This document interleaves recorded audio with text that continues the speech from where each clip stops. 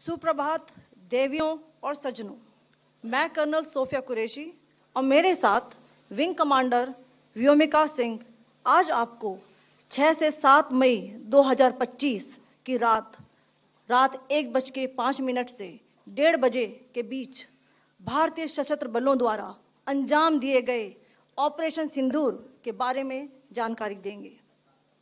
Operation सिंदूर 22 अप्रैल को पहलगाम में हुए विभत्स आतंकवादी हमले के शिकार मासूम नागरिकों व उनके परिवारों को न्याय देने के लिए लॉन्च किया गया था। इस कार्रवाई में 9 टेररिस्ट कैंप्स को टारगेट किया गया और पूरी तरह से इसे बर्बाद किया गया। पाकिस्तान में पिछले 3 दशकों से टेरर इंफ्रास्ट्रक्चर का निर्माण हो रहा है। इसमें recruitment, indoctrination centres, training areas व लॉन्च पैड शामिल थे, जो पाकिस्तान और पाक अधिकृत जम्मू कश्मीर POJK दोनों में फैले हैं। Operation Sindoor was launched by Indian Armed Forces to deliver justice to the victims of Pahalgam terror attack and their families. 9 terrorist camps were targeted and successfully destroyed. Over the last 3 decades, Pakistan has systematically built terror infrastructure. It is a complex web of recruitment and indoctrination centers, training areas for initial and refresher courses, and launch pads for handlers. These camps are located both in Pakistan as well as Pakistan-occupied Jammu and Kashmir areas. Some of the well-known training camps are located, as you can see on the screen. They are distributed from Savai Nala in the north, counting to approximately 21, ending at Bhagalpur to the south. इन लक्ष्यों का चयन विश्वसनीय intelligence सूचनाओं के आधार पर हुआ ताकि आतंक गतिविधियों की रीढ़ तोड़ी जा सके और यह खास ध्यान दिया गया कि निर्दोष नागरिकों और सिविलियन इंस्टॉलेशन को नुकसान न पहुंचे। The selection of these targets for Operation Sindoor was based on credible intelligence inputs and role of these facilities in perpetrating the terror activities. The locations were so selected to avoid damage to civilian infrastructures and loss of any civilian lives. This was done with due diligence, and the camps selected for targeting and their engagement will now be shown to you one by one. POJK के target मैं आपको बताना चाहूंगी। सबसे पहले सवाई नाला camp Muzaffarabad, जो कि POJK के लाइन ऑफ कंट्रोल से 30 किलोमीटर दूर है। यह एक लश्कर तौयबा का ट्रेनिंग सेंटर था। 20 अक्टूबर 2024 सोनमर्ग, 24 अक्टूबर 24 गुलमर्ग, 22 अप्रैल 2025 पहलगाम, इन हमलों के आतंकियों ने यहीं से प्रशिक्षण लिया था। सैयदना बिलाल कैंप मुजफ्फराबाद, यह एक जैश-ए मोहम्मद का स्टेजिंग एरिया है। यह हथियार, विस्फोटक और जंगल सर्वाइवल ट्रेनिंग का केंद्र भी था। गुलपुर कैंप कोटली, यह LOC से 30 किलोमीटर दूर था। लश्कर तौयबा का बेस था, जो रजौरी, पुंछ में सक्रिय था। 20 अप्रैल 2023 को पुंछ में और 9 जून 2024 को तीर्थ यात्रियों के बस हमले में यहीं से आतंकी को ट्रेन किया गया था।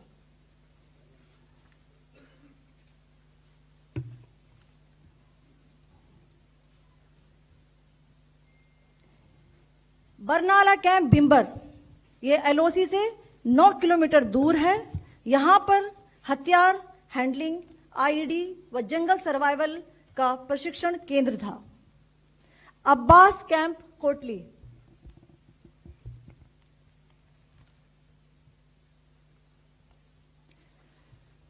यह LOC से 13 किलोमीटर दूर है। लश्कर तौयबा का फिदाइन यहां तैयार होता था। इसकी कैपेसिटी 15 टेररिस्ट को ट्रेन करने की थी।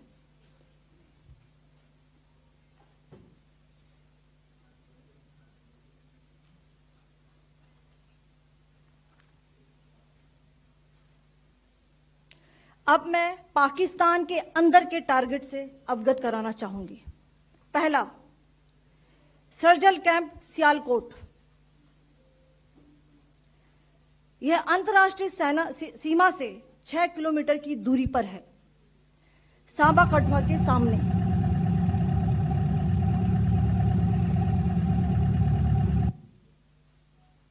मार्च 2025 में जम्मू एंड कश्मीर पुलिस के 4 जवानों को की जो हत्या की गई थी, उन आतंकवादियों को इसी जगह पर ट्रेन किया गया था।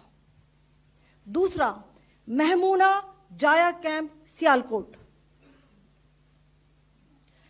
यह 18 से 12 किलोमीटर आईबी से दूर था। हिजबुल मुजाहिदीन का बहुत बड़ा कैंप था। यह कठुआ जम्मू क्षेत्र में आतंक फैलाने का नियंत्रण केंद्र था। पठानकोट एयरफोर्स बेस पर किया गया हमला भी इसी कैंप से प्लान और डायरेक्ट किया गया था। मरकज ताइबा मुरीद के, यह आईबी से 18 से 25 किलोमीटर दूरी पर है। 2008 के मुंबई हमले के आतंकी भी यहीं से प्रशिक्षित हुए थे। अजमल कसब व डेविड हेडली भी यहां ट्रेन हुए थे।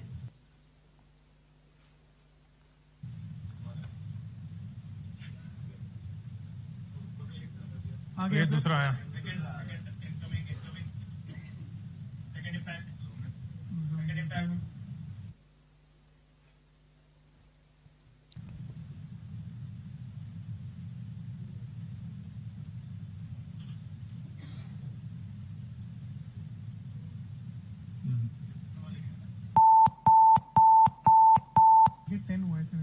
टारगेट 10 हुआ, एंक्लोजर सेम ही है।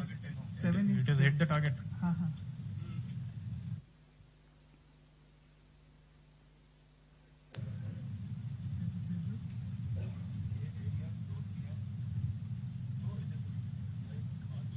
आ गया सर।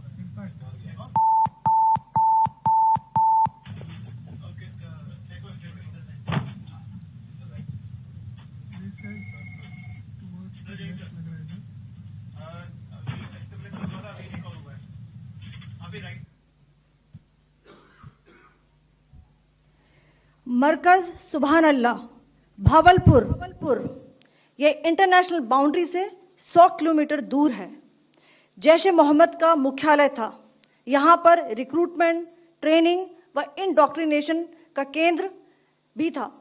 शीर्ष आतंकी अक्सर यहां आते थे।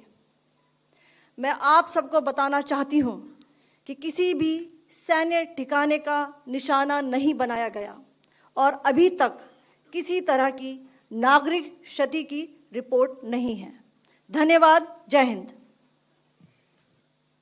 The strike on the terror camps were undertaken through precision capability, as shown to you. A niche technology weapons with careful selection of warheads was ensured so that there will be no collateral damage. The point of impact in each of the target was a specific building or a group of buildings. All the targets were neutralized with clinical efficiency, and the results reiterate the professionalism of the Indian Armed Forces in the planning and execution of their operations. No military establishments were targeted. India has demonstrated considerable restraint in its response.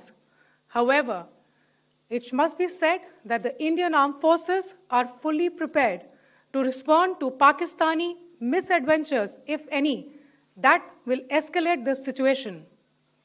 Jai Hind, and thank you very much.